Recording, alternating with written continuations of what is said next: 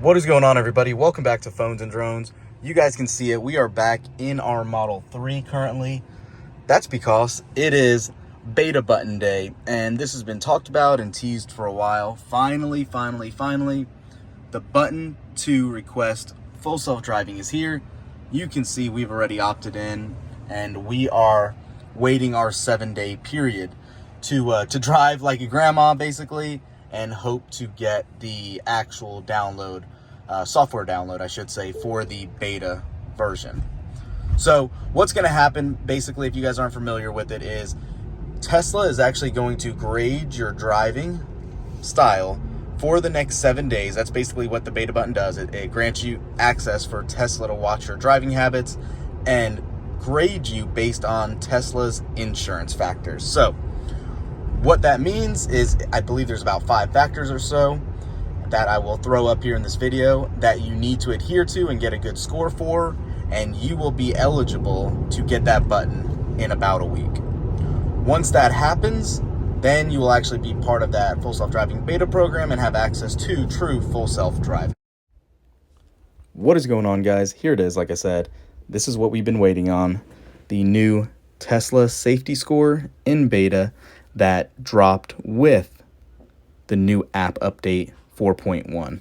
Before we even jump into this and do a deep dive, I do just want to call out, currently for some reason this is only available on the iPhone, and any of you Android owners out there as well will be able to use this. It is just not available as a live update yet.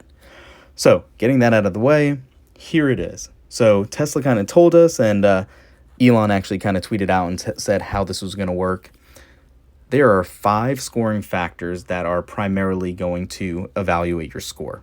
That's going to be this forward collision warning, hard braking, aggressive turning, unsafe following, and forced autopilot disengagement. And before we get into my specifics, as you can see here, you can actually click on Learn More for scoring factors, and it gives you a little more thorough breakdown as far as what these mean. Then you can actually even check out driving tips for each of these to help increase your score. And also they give you indicators for what each stands for. So you have 3, obviously, unsafe in the red, yellow is less safe, and safe is in that green. You will see a solid gray line. That is the fleet median, and you'll be able to see that on my example on a page prior when we get back to that. Additionally, you can even click on the FAQ button up top, and it will give you the complete support document right on Tesla.com, giving you a thorough breakdown for the scoring system you need. So what it's telling you, first thing that I want to call out before I scroll further, is most drivers will have a safety score of 80 or above. Now, just because you have a safety score of 80 or above does not necessarily mean you will get the ability to get the beta software download for FSD, because you're still going to need a new software update as well that'll be pushed to your vehicle in a week's time. We technically don't know exactly what is the threshold for that button. Obviously, the higher the better, and better your likelihood, but keep that in mind. We don't know. Rumor is obviously that 80 threshold should be what we're at, but nobody seems to know just yet. So here we are again, forward collision warnings per 1,000 miles, hard braking, those aggressive turnings, unsafe follows, and forced autopilot disengagements are all here, and as well as the most Tesla thing ever, the calculation for determining your safety score.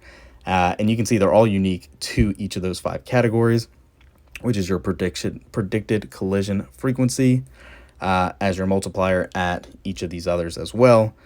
It's an interesting formula.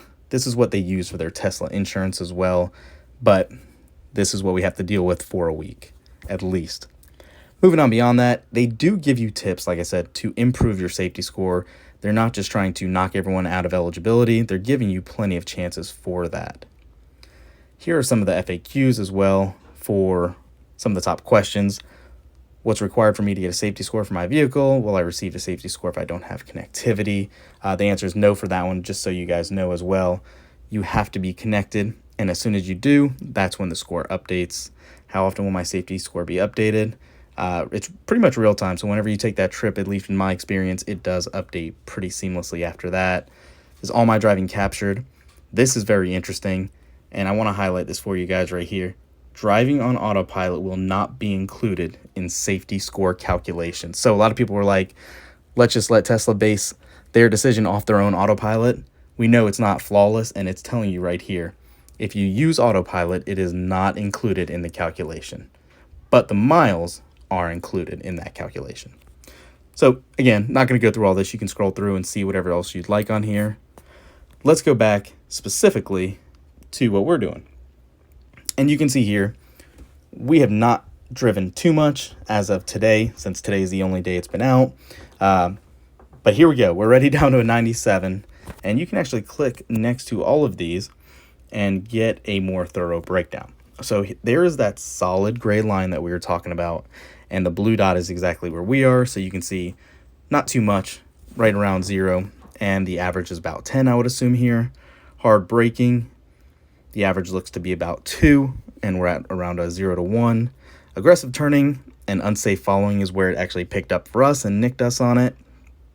We are hovering over a 6% or so, I would guess.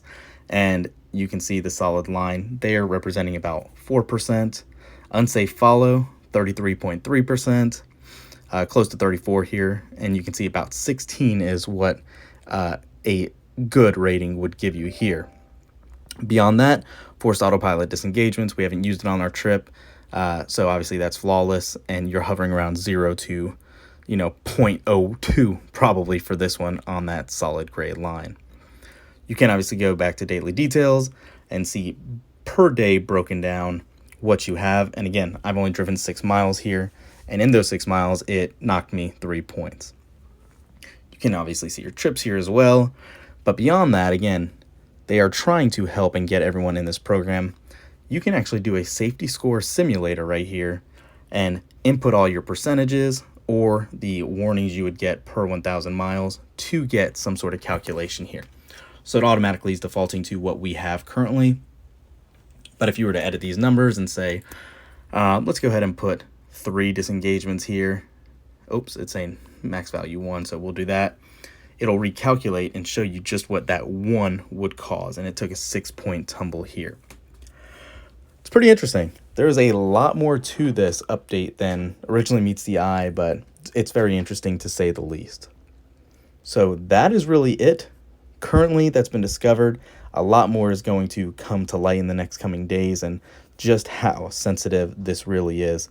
Let us know in the comments. Did you guys press the button? I'm assuming everyone has. Let me know in the comments below. Drop your scores as well, and we'll catch you in the next one. Peace.